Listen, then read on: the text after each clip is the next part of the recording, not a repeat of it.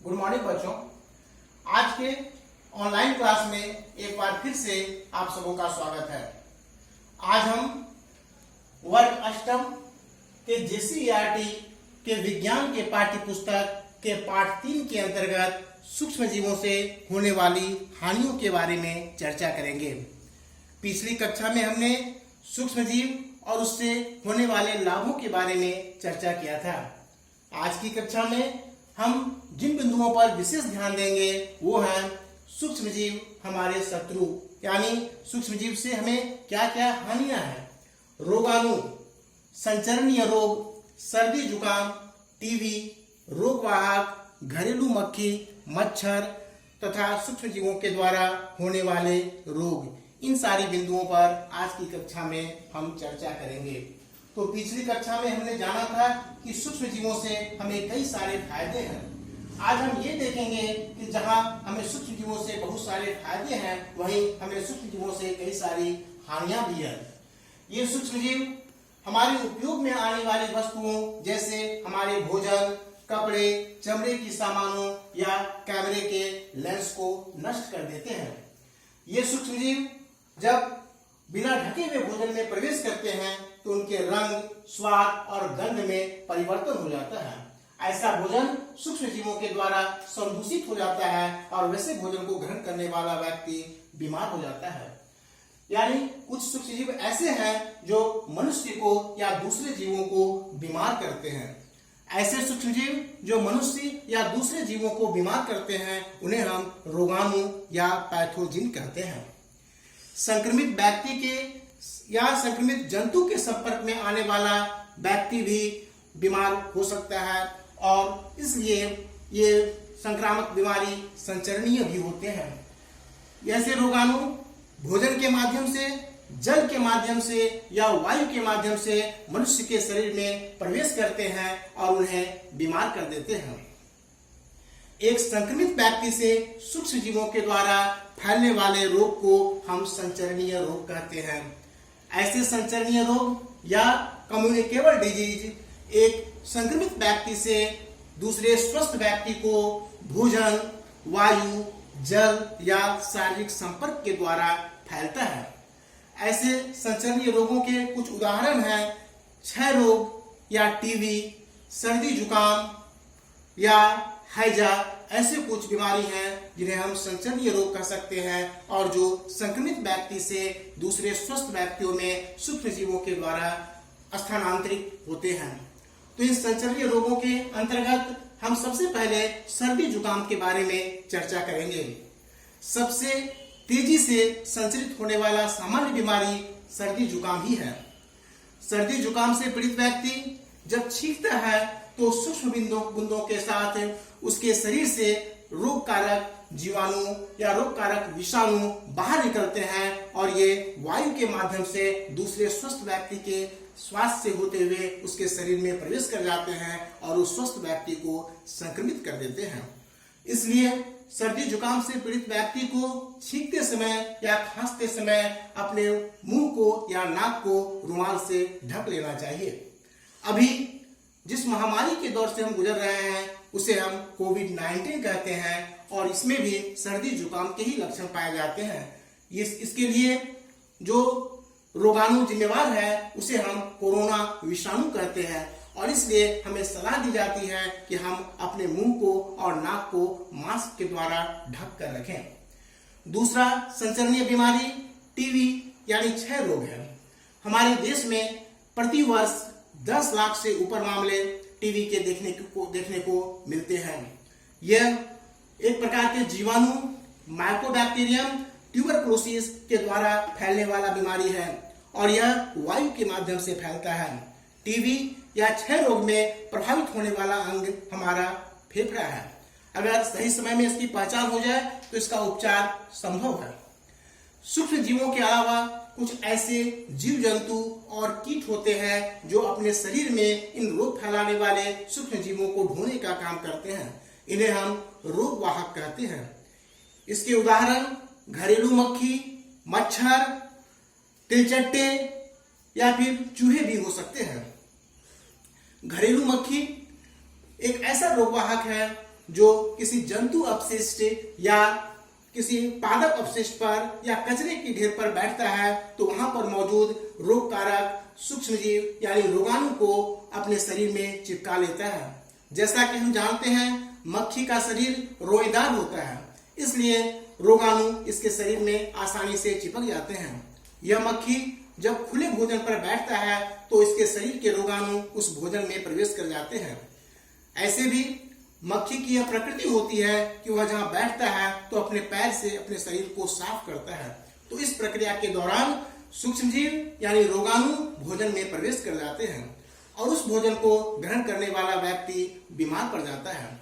कभी कभी इस स्थिति में काफी गंभीर बीमारी का सामना करना पड़ता है, जिसे हम फूड पॉइजनिंग या बोटुलिज्म या भोजन विषाक्तता कहते हैं। अब हम दूसरे रोगवाहक यानी मच्छर के बारे में चर्चा करेंगे। मच्छर भी बहुत सारे रोगाणुओं का वाहक होता है।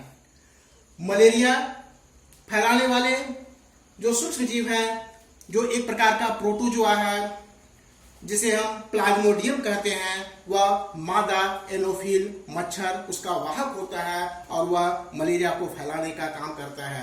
इसके अलावा डेंगू और चिकनगुनिया के जो जिम्मेवार विषाणु है उसका वाहक मादा एडिस मच्छर होता है। तो हमें मच्छरों से बचना चाहिए। और हम जानते हैं कि मच्छर ऐसी जगह पर जन्म लेते हैं या ऐसी जगह पर वृद्धि करते हैं जहां जल का जमाव होता है, इसलिए हमें अपने घरों में या अपने घर के आसपास जल के जमाव को रोकना चाहिए। इसके अलावा हमें मच्छरदानियों का प्रयोग करना चाहिए या समय समय पर कीटनाशकों का छिड़काव करना चाहिए। अब हम यहाँ पर देखेंगे कि मच्छर के द्वारा जो बीमारी फैलते हैं जैसे मलेरिया, डेंगू और चिकनगुनिया, तो इसके लिए कुछ जानने योग्य बात है कि मलेरिया की दवा जिसे हम पुनैन कहते हैं वह सिनकोना नामक पेड़ की छाल से बनाया जाता है। इसी प्रकार गिलोय के पत्ते का रस का उपयोग मलेरिया और डेंगू के उपचार में किया जाता है। अब हम सूक्ष्म जीवों के द्वारा होने वाले कुछ रोगों के बारे में चर्चा करेंगे। तो सूक्ष्म जीवों के द्वारा मानव, पादप और जानवरों सभी में बीमारियां फैलाई जाती है। सबसे पहले हम मानव में होने वाले रोग को देखेंगे। तो यहाँ पर मानव में होने वाले रोग को हमने 4 भागों में बांटा है। 4 भागों में बांटने का आधार यह है कि उस रोग से बचाव के सामान्य उपाय क्या क्या हैं। तो पहले समूह में मैंने 6 रोग यानी टीबी, खसरा, चिकन पॉक्स और पोलियो को रखा है। 6 रोग का रोगाणु एक प्रकार का जीवाणु होता है जो वायु के द्वारा फैलता है। इसी प्रकार खसरा का रोगाणु एक प्रकार का विषाणु है और यह भी वायु के द्वारा संचरित होता है। चिकन पॉक्स यह भी विषाणु के द्वारा होता है और इस विषाणु का संचरण वायु के द्वारा या सीधे संपर्क के द्वारा भी होता है। पोलियो के लिए भी जिम्मेवार सूक्ष्मजीव एक विषाणु है और इस विषाणु का संचरण वायु के द्वारा या जल के द्वारा होता है। तो ये चारों बीमारियों से बचाव के सामान्य उपाय यही है कि रोगी व्यक्ति को स्वस्थ व्यक्ति से अलग रखना चाहिए। इसके अलावा रोगी व्यक्तियों के उपयोग में आने वाली व्यक्तिगत वस्तुओं को भी स्वस्थ व्यक्तियों से अलग रखना चाहिए और सही समय पर टीकाकरण होना चाहिए। अब दूसरे समूह में हम आते हैं। दूसरे समूह में 2 बीमारियां हैं, हैजा और टाइफाइड।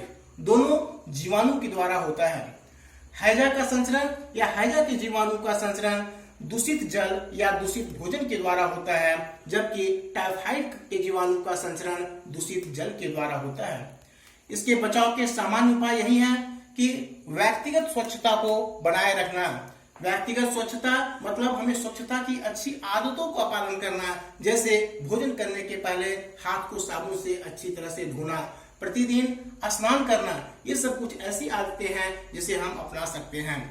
दूसरा, अच्छी तरह से पका भोजन करना ताकि भोजन के माध्यम से जो जीवाणु संचरित होते हैं उनकी वृद्धि को रोका जाए।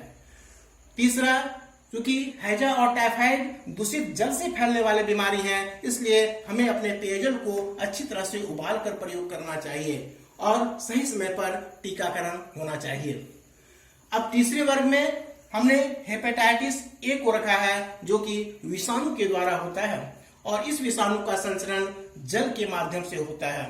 जैसा कि हमने ऊपर भी देखा कि जल से संचरित होने वाले सूक्ष्म जीवों या बीमारियों से बचाव का सबसे अच्छा उपाय यही है कि जल को अच्छी तरह से उबाल कर पिया जाए। तो इसलिए हेपेटाइटिस ए के संचरण को भी रोकने के लिए हमें पेयजल को अच्छी तरह से उबाल कर प्रयोग करना चाहिए और सही समय पर टीकाकरण होना चाहिए। अब चौथे समूह में हमने मलेरिया, डेंगू और चिकनगुनिया को रखा है। ये तीनों बीमारी मच्छर से फैलते हैं। मलेरिया के लिए सूक्ष्मजीव प्रोटोजोआ जिम्मेवार है, जिसका नाम प्लाज्मोडियम है। डेंगू और चिकनगुनिया ये विषाणु के द्वारा फैलते हैं। जहां मलेरिया के लिए जिम्मेवार वाहक मादा एनोफिल मच्छर है, वहीं डेंगू और चिकनगुनिया के लिए मादा एडिस मच्छर जिम्मेवार हैं।